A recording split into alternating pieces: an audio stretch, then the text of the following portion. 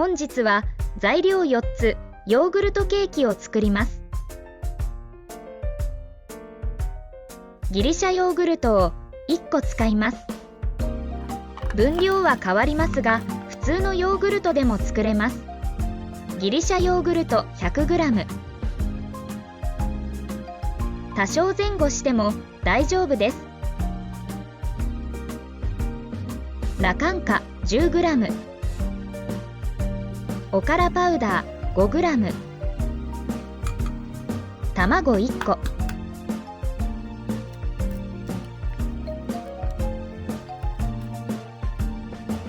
すべての材料を混ぜ合わせます。特に卵をしっかり混ぜます。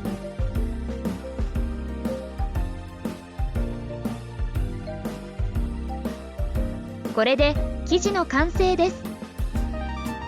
クッキングシートを敷いた容器に移します。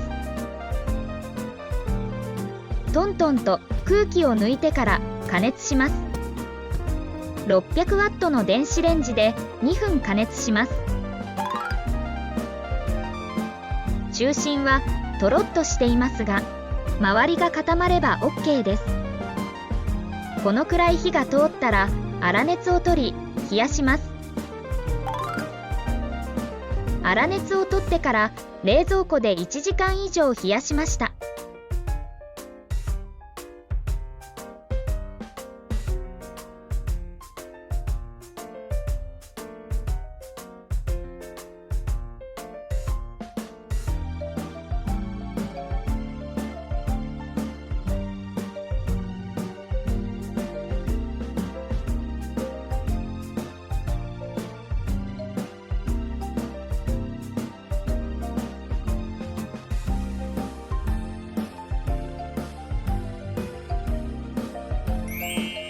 しっとりヨーグルトケーキの完成です。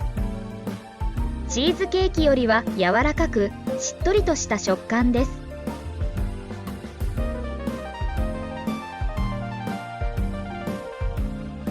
ジャムもよく合います。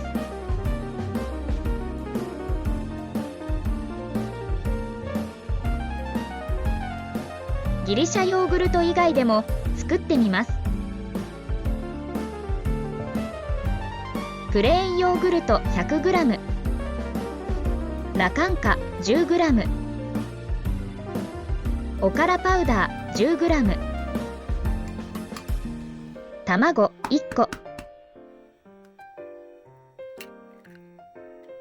すべての材料を混ぜ合わせます。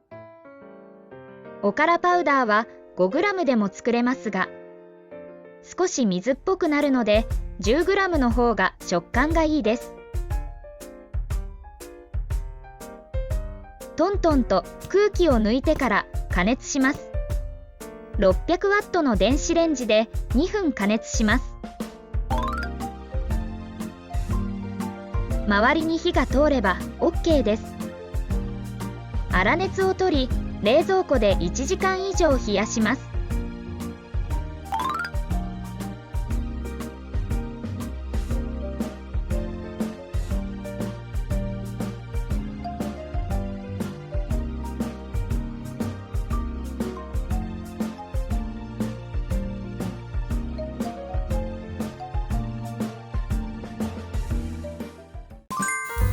今回使った材料はギリシャヨーグルト 100g、 ラカンカ 10g、 おからパウダー 5g、 卵1個。